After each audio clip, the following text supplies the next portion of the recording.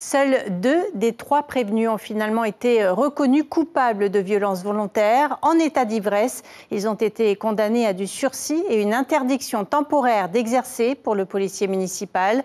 La justice leur reprochait d'avoir déclenché une bagarre générale en juin 2021 à la fin d'une journée dite de cohésion, mais surtout très alcoolisée. Les magistrats sont finalement allés en deçà des réquisitions. Lucille Guichet, Patita Savea. 2 ans de procédure et 2 mises à pied disciplinaires. Et ce matin, l'un des 3 prévenus est finalement acquitté.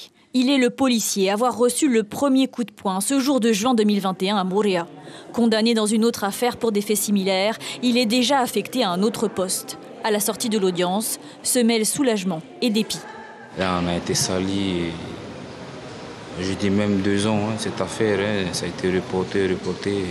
Je suis content qu'on me dise que qu'on me relaxe.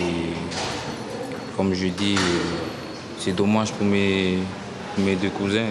Les 2 autres hommes sont reconnus coupables, dont un autre policier municipal de Papeete. Pour avoir porté des coups et lancé des objets d'enfants, il écope de 18 mois avec sursis et 1 an d'interdiction d'exercer. Sous le coup d'une sanction disciplinaire, il occupe déjà un poste administratif. Ces faits sont survenus lors d'une journée festive qui n'avait strictement rien à faire avec l'exercice des fonctions de policier. Donc venir dire aujourd'hui que ce sont de mauvaises personnes et qui ne doivent plus exercer leur métier de policier, c'est trop.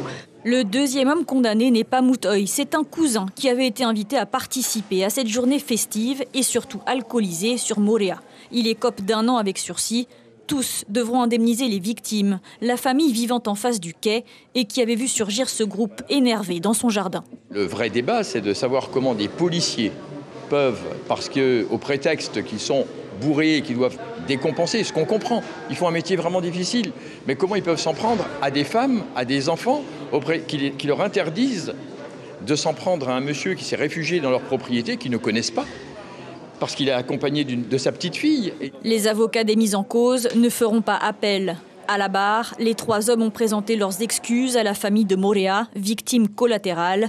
Dans les faits et avec l'œuvre du temps, les policiers municipaux ne devraient pas retrouver leur poste. L'information en continu sur Polynésie la première, Internet et réseaux sociaux.